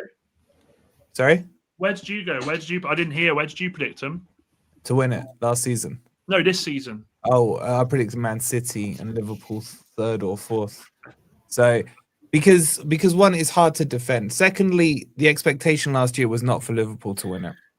You only brought Chiesa in, no matter what Liverpool fan says. They only brought Chiesa in. Man City weren't expected to drop off, and Arsenal were expected to challenge again. So the expectation was very low. Add to that the fact that everyone crapped the bed, apart from Forest last year, and then we crapped the bed. There was no challenge to Liverpool at all throughout that season. The season was wrapped up by about January, February time, like around that time. Sorry? Like this season? No, I wouldn't say that. I think Man City will still win it this season. I think City will win it. Yeah, but my point here is this. Liverpool then went and spent 450 million, which raises expectation. What does raising expectation do? It raises pressure. Exactly. And now we're seeing Slot under pressure in a position that, yes, he's done it in the Dutch league, but not when all the cameras are on you, when every column inch is filled with your name. I agree with you, Wolfie. Yeah, and this is my point. I think this is a pressure thing. So whether it's about the system being changed, whether it's about the balance is incorrect, whatever it is, I think pressure is the thing playing it. And the other thing I'd add on it is arrogance. Because of what he's been saying in the press, because of how he's been talking about this is my way to play. I remember after the Bournemouth game, he came out in the interview and said, I'd rather play like this, and this is how we're going to play. Wolfie, it pisses me off. It pisses me off. I agree with everything you said. That's why I'm so angry as a Liverpool fan. All right, this is everything you said. You have every right to be angry, and I'm angry about it. But I get called a fake fan for throwing this at you. I get called a fake fan. Look, if you say you're backing him, you'll get called a toxic positive fan. If you say you're against him, you're going to be. This is the YouTube world. You do know what I'm saying? No, it's a massive. You will never win on anything. You know what I'm saying? Liverpool winning the league, and then you go and buy like an Isak and Ekatike and Averts in the summer alone, just them three, not including the others you bought. You go, right, the manager's about that. If this manager is actually about this world and he can put them three players into this title winning team already, then they're going to dominate. But the fact of the matter at the moment, he doesn't look like he can do that. And I think you're allowed to ask questions, even as Liverpool Football Club. I know Liverpool fans don't want to ask these questions sometimes, but, you know, sometimes there's nothing wrong with asking, like, is he actually the guy? And then, you know, I don't want to waste years either. So everyone's saying, I'll give him until next year. And then next year, we'll dominate because the players will finally work out the way he wants to play. What if they don't and we're crap again next year? That's 2 years of wasted. You've got issues. You've got issues coming up as well because you've got Salah who's getting older, Van Dijk who's getting older, Alisson who's getting older. You've got Konate, the problems coming around with if he's going to stay. Well, he can fuck off, yeah. You've got so many. You've got so many revolving things here. But Dan, you've also got added into that the fact that you also gave Mohamed Salah a 400k contract. Yeah, Van Dijk contract as well. They've secured the bag. Where's the motivation really for them? You know, maybe. They've got a year left now, haven't they? Yeah, they've got a year left. Look, I've said it. I've said it myself personally loads of times till I'm blue in the face. Liverpool still play everything around Mo Salah. And I get it and I understand it, right? Because he's been amazing for Liverpool all these years. I understand it. But when you go and buy the players you bought this summer, you've got to start changing the narrative how you set up. You've got to start building the teams around your Ekatikes, your Verts, and your Isaacs and stuff like that, because otherwise they're not going to be able to. You see what happens when you're not building around the future. They're the present and the future, yeah. Mo Salah is just the present right now. He's not going to be the future, neither is Virgil because of their ages. They're superb for us and they've been legends for this football club. But you've got to start moulding this club in the vision that you want to be moulded in with the players that you've gone and bought this summer. Otherwise, what's the point of buying a 22-year-old Florian Wirtz if he's not going to be here for 6-7 years? You're meant to be building him now and to the future. The thing is, right now, it's an afterthought, and it's not right. There's two things. You've got to get those established players to buy into what your philosophy, what the philosophy is, but also when you're doing things like, when you get into that denial/delusion point where the results aren't going well, but you're still saying that you're still playing well and you're believing in your style and the fans are wrong and everything's wrong, you're on the road out, basically. Yep. You're getting into Ange Postecoglou territory where you're just denying the facts in front of you and everyone knows it and everyone can see it. So unless you get some results quick, it's only going to go one way, isn't it? That's the thing. And Rich, the issue as well, if you think about it from like a political perspective, is you've put Salah on a 400k contract, and I don't know what Van Dijk's on. I'm guessing probably similar, 300, 350, whatever it is. To drop those players and put 750k on the bench, nearly £1 million of salary on the bench, you're getting, a knock from the door from the owners. Yeah, but he's fine putting Wirtz on the bench for multiple games, which are 100. But they're not. He's not on 400k. You know what it is? That makes it's easier to coach. It's easier for me for Arne Slot. It's easier to leave Arne Slot on leave Wirtz on the bench than Mo Salah, right? Because Mo Salah's inbred in the team. Yeah, correct. So it's for me, it shows cowardness. Because it shows me you ain't got any guts. Agreed. Show me some guts and drop Mo Salah for a few games. Let's start playing Wirtz where he wants to play in his natural position that we bought him for, and let's build around him for a few games, and let's see the difference. Because what have we got to lose right now? Because it's shit, right? Let's change things up. Have you got the guts to do that? Because at the moment, it's cowardice. It's easy for me to leave Wirtz on the bench because we just bought him. You can use all the PR in the world about it, but how much? It's far more difficult to drop a Virgil and a Mo because they're integral to the side. But that's what strong managers can do.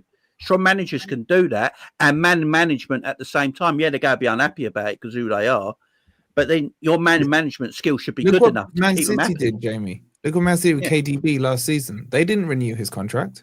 No, they thanked him for his time and moved on. I think for me, Liverpool's only real scenario this season is to pivot towards the Champions League.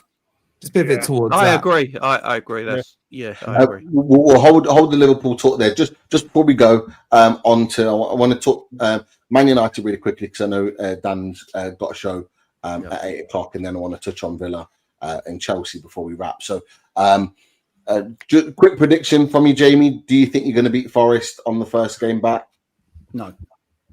Ooh. Okay. The camera came back up. Popped out there. He's interested. We will discuss that at a later date. Dan, last minute equaliser at the Tottenham Hotspur Stadium. It looked like you were going to win it for long parts of that game, and then Tottenham come back with 2 goals.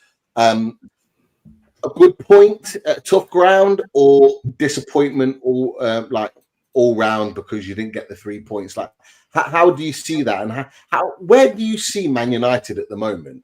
And this is for the panel as well. Where do you see Man United at the moment? Are they a team that are going to be challenging for European Football Champions League from what you've seen so far, or do you think that it's going to be more inconsistency over again? But the game first. I was devastated to drop points at Spurs. The problem Manchester United have, and we've had a lot for a long time, is we don't seem to know how to play football in the second half of a game until the last, sort of 5-10 minutes. Wolfie will tell you that. I thought Wolfie's lot, when we played Forest, were fantastic in what they were doing because they knew that they just needed to bully the 2 lads, Cunha and Brian, and it would stop us playing. Same with Spurs in the second half.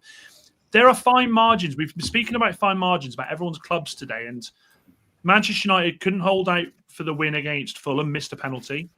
Couldn't hold off Nottingham Forest, nearly lost that one. Don't do this, Dan. If you're doing what I think you're about to do, What you say? What?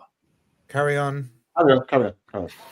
What do you think I'm going to say? That we're going to be Champions League? I'm not saying that at all. What I'm saying is top of the table if you'd won. No, those points. Wolfie. I'd like to think you know me long enough to say that. I do. That's why I was worried. No. And then we've got the Spurs one. What I'm saying here is Manchester United.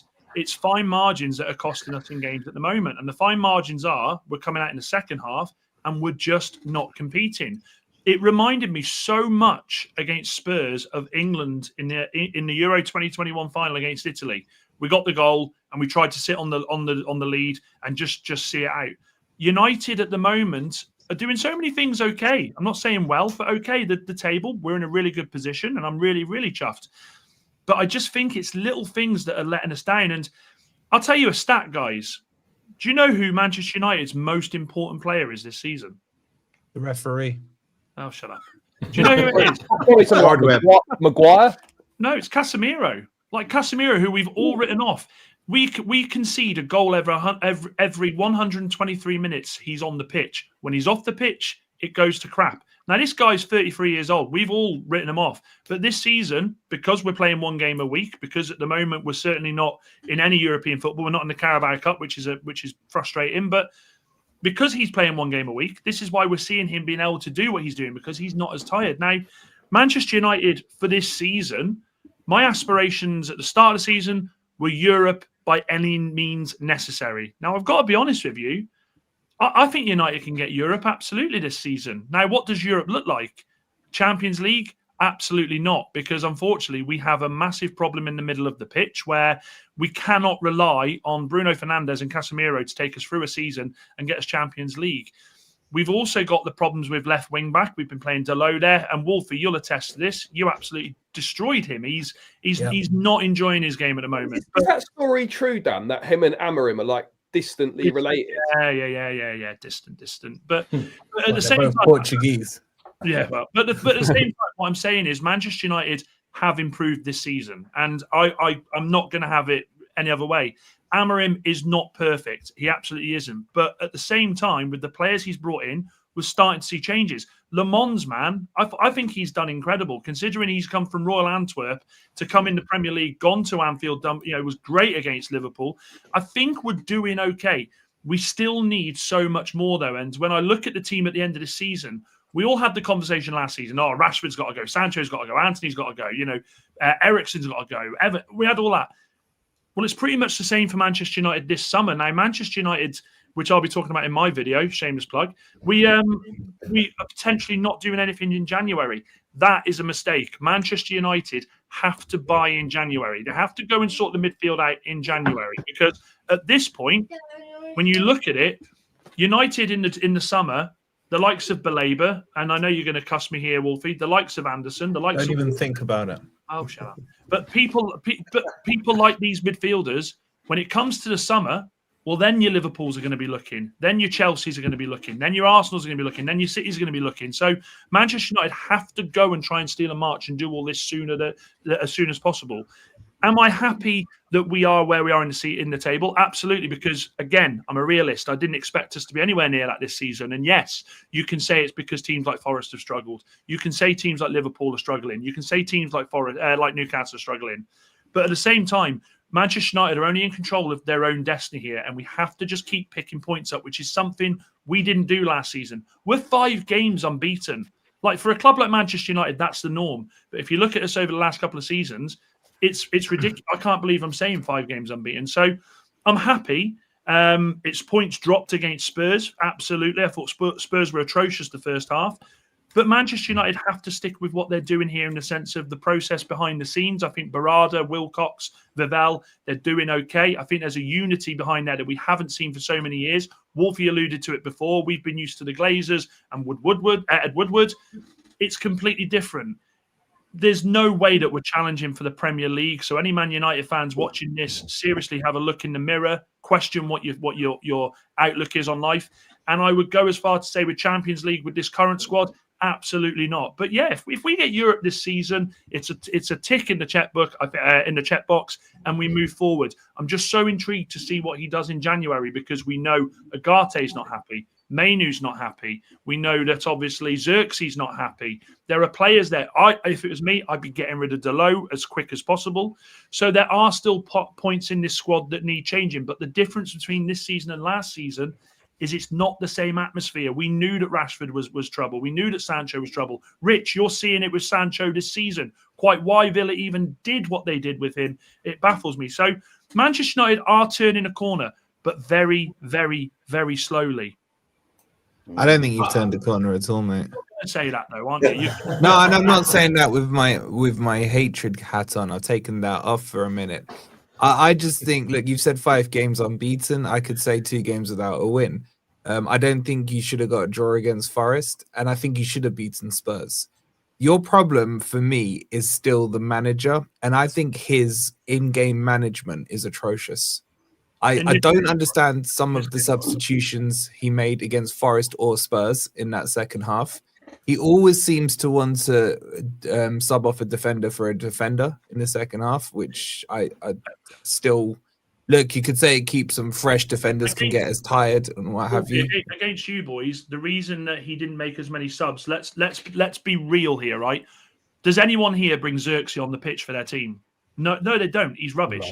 Now, with Mount and Maguire, who were on the bench, I don't think they were fit, Wolfie, because we all know how much he adores Mason Mount. He loves him. I don't think he brought him on for the reason that we just didn't have anybody else we could bring on the pitch. I don't think that the squad is big enough to go trying to hunt for Champions League football. It's nowhere near. At the moment, Manchester United, let's be real, with this current squad, are 3 or 4 injuries away from us being down in 10th again, 11th again, 12th again. It's facts. Yeah, but I think your squad is actually good enough to challenge for top 5. And let me just not normally. Let me just explain. As much as I hate to say it, Mbeumo and Cunha are 2 of the best attacking players in the Premier League. Tesco, eventually, you would expect him to hit some form. I just don't think the formation suits. I still think I agree with you. Casemiro has been your best player in midfield. But his legs, 33 is a lot. And also what I'd say is the reason for your improvement over the last 5 games is I think Bruno's been more disciplined in the midfield rather than going wandering around, which has given some balance in terms of at least having 2 men in there rather than just poor Casemiro on his own. So I think Bruno needs some credit for a bit more discipline that he's been doing.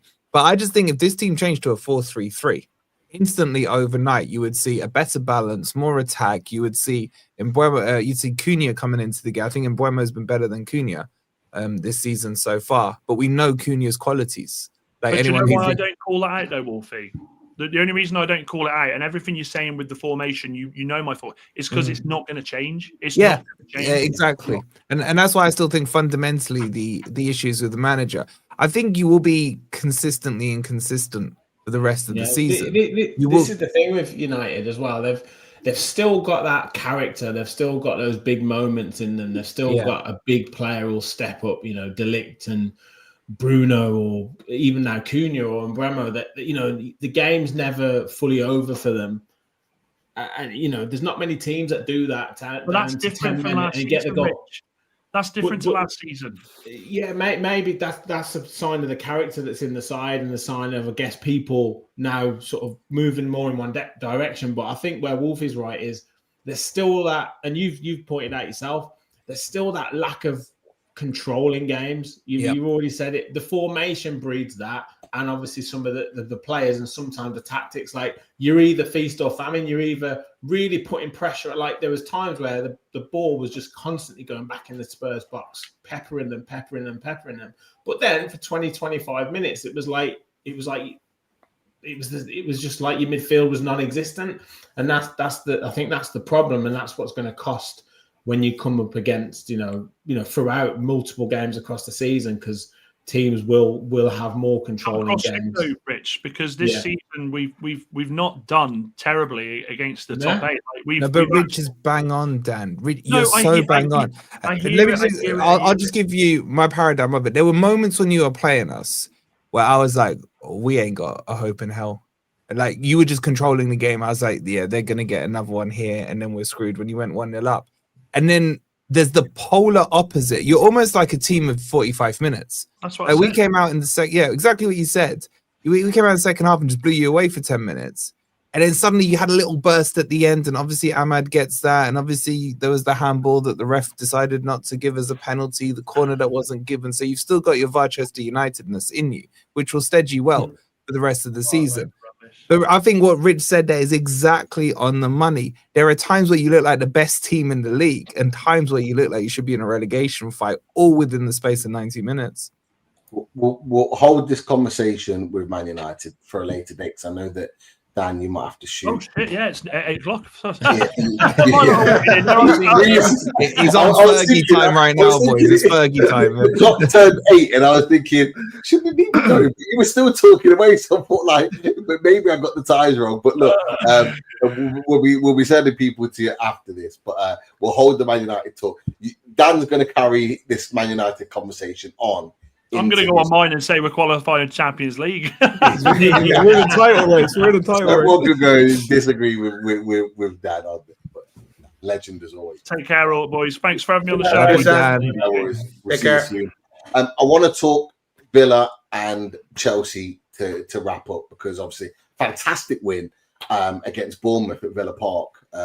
Rich, thank you. These are very different conversations from a few weeks ago, my friend. Look, that's mine. The big wins back. He's got the shirts behind him. He's flying. I nearly put the shades on. I just had to. You would have been doing a Wolfie, and deservedly so. But I would have put the shades on for him, man. I hate Bournemouth. Thank you, Rich. There you go. And Charlie, for you as well. Although Wolfie does play it down, it's just Wolves. An emphatic, comfortable victory in the end for you at Stamford Bridge. Is it going to be you boys again battling it out for Champions League? Is your confidence back there that you'll be in the mix again, Rich, after a difficult start to the season? I don't see why not. I think we're definitely in with a shout at the top 5. It looks like it'll be top 5. I think what will come into play is how far we progress into the Europa League, and how we balance that up with when it really gets into the home straight of the Premier League season. I think what sets Villa in good stead is that we've managed the Thursday, Sunday previously really well. We've been in Europe for 2 seasons now before, so I think we've won every game that's been on the Sundays after a Europa League game. So that stands us in good stead. And as every team says, if we can stay clear of injuries, I think we've got a good shout. Our midfield at the moment is flying. I mean, Amadou Onana, Boubacar Kamara, fantastic in that midfield. And then you've got Yuri Tillemans, who's just come back to fitness, who's our best player. So, he's coming off the bench. And then you factor in Ross Barkley, who's a great substitute to bring on. You've got John McGinn still, club legend. So we've got a hell of a midfield at the minute that can compete with anyone in the league. I just think we've still got 1 or 2 areas where we probably need to improve. Morgan Rogers is getting somewhere near to his form, and he's just signed a new extended contract on big money.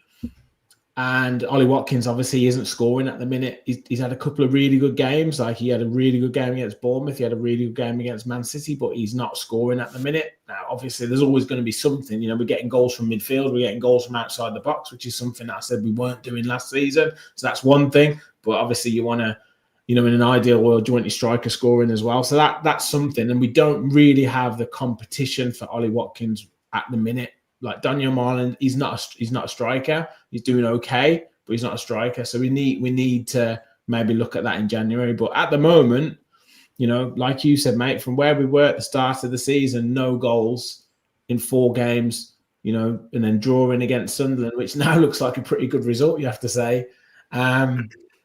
It's a different, we've been on a great run, and Villa have done this before so many times. Like, we'll lose a few games in a row, or we'll not win for a few games, and then go on a mad run where we'll win 8 out of 10, or 10 out of 12 or something. So it's good times at the minute, mate. I can't deny.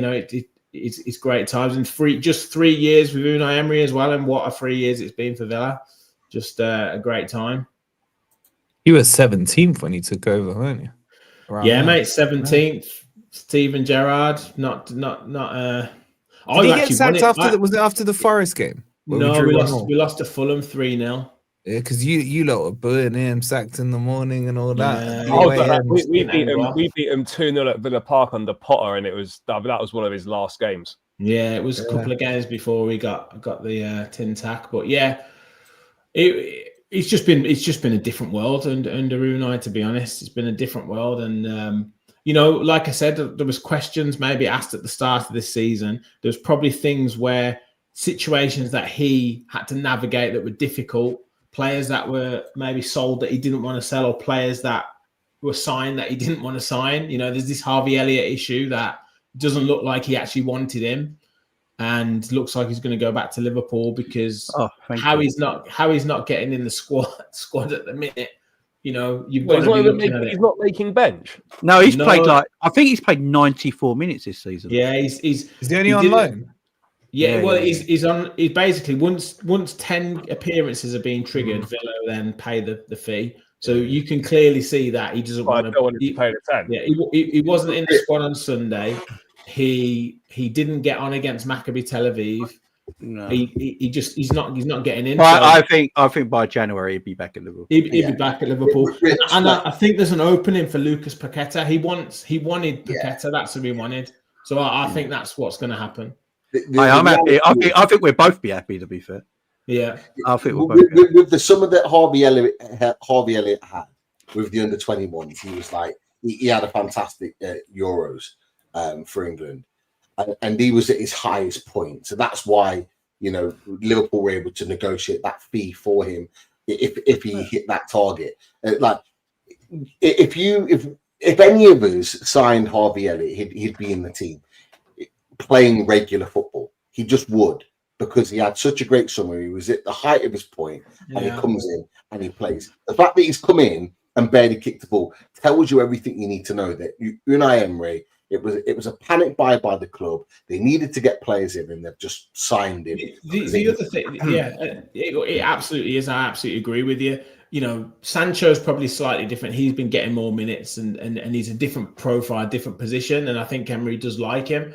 I think the other thing, though, to factor in is nobody saw Emi Buendia having the impact and having the season that he's having right now. So it's almost as if Emi Buendia has taken Harvey Elliott's spot in the team. And Buendia's got 3 goals in the last 5 games. He scored against Tottenham, goal of the month. He scored a fantastic free kick against Bournemouth. He was the catalyst for Villa to go on this run that they've been on when he got brought on against Fulham. It was Elliott that went off at half time and Buendia that came on. And Unai is a manager who he has to have full 100% trust in the players and what they're going to do for him. I guess similar situation to what Eddie Howe's like with Newcastle, in the fact that there's only 3 or 4 of Unai Emery's signings that have actually come in and impacted the side.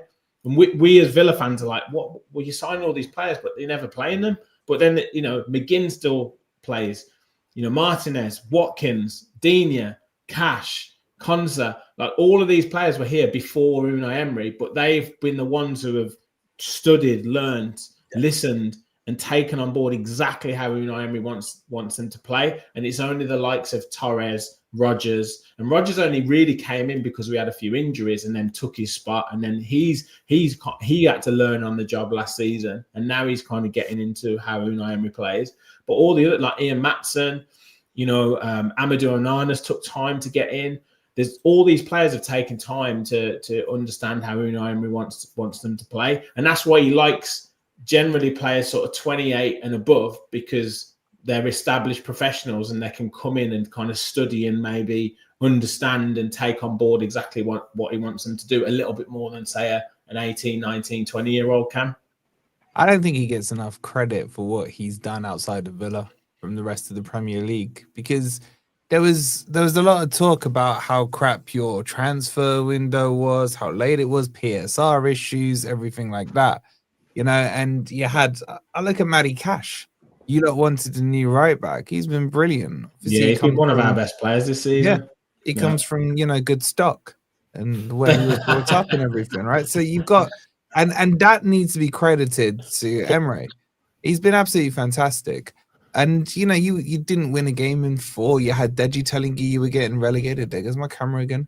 And this is what the point was I was making on Newcastle. Villa go on a run. Suddenly they find themselves. You were 19th, weren't you, Rich? Without a goal.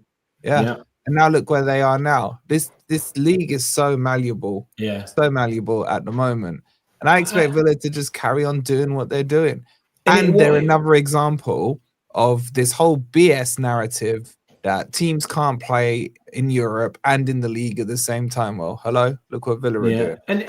And it wasn't like when we were going through that run, it wasn't necessarily the position in the league or the results per se. It was more about how we were playing, and I couldn't see for the life of me what shoots of recovery were coming through at that point in time.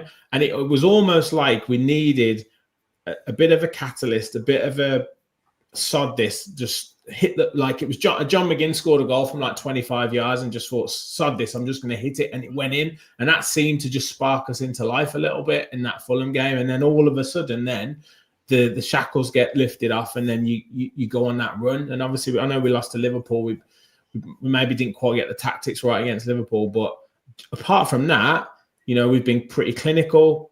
We've gradually got players into more and more form. And as you say, Wolfie, players like Matty Cash, Emi Buendia, players that you probably didn't think were going to be the ones to turn it around for Villa have been the ones to step up and come through. And that's it's been brilliant. Fills me with confidence, Rich, that you're saying this, that there were no shoots of recovery, and then all of a sudden it sparked into life, because me and Daz, we need that right now. We need to know that that's coming around the corner. That there's going to be some shoots of recovery appear. But I just want to go on to Chelsea to end. Probably alongside Man City, the most sort of comfortable win of the weekend against Wolves. I know they had a couple of tricky moments in that early part in the first half, but once you got the goal, it was only ever going to be one winner. But is it going to be another season of pushing for Champions League for you? I know we keep talking about it, whether it's like domestic cups, whether it's Champions League, whether it's fighting for the title.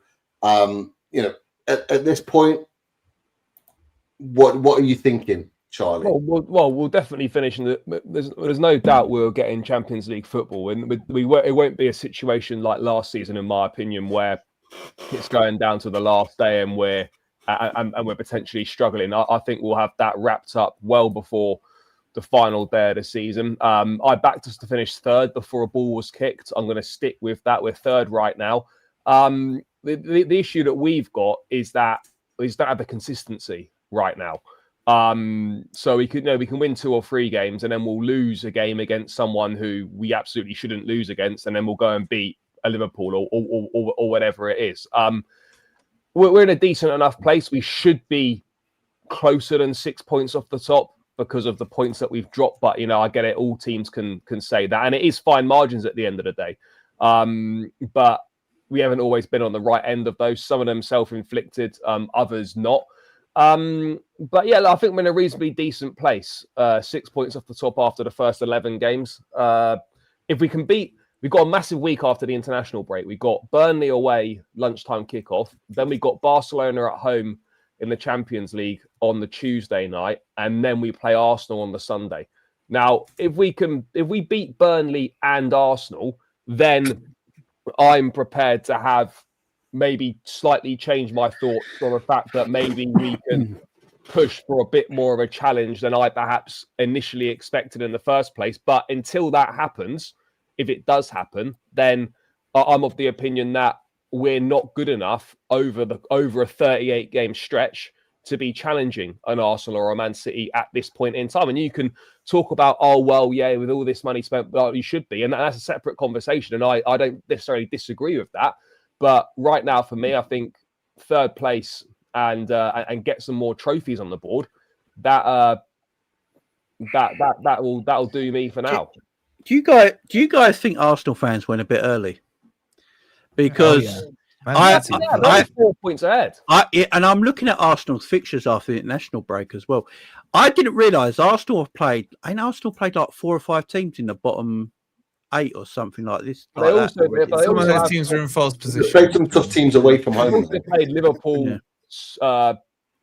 Man United, and Man City though as well. Yeah. Oh, yeah, but a lot of us have all played the big teams, ain't we? Yeah. To be fair, I'm just wondering because you're right. Chelsea are up there now. City are 4 points behind? City are 4 points behind, and Chelsea. Yeah, and I think we probably all writ off Pep, and he's proven everyone wrong yet again. So, yeah, I think this is going to be a very tight race. Fixtures, for some of these teams are a little bit easier, maybe than Arsenal's coming up as well. So, who Arsenal got, Jay? Arsenal have got the North London derby at home, and then they got Bayern Munich, and then they're away to Chelsea. They've got some difficult games.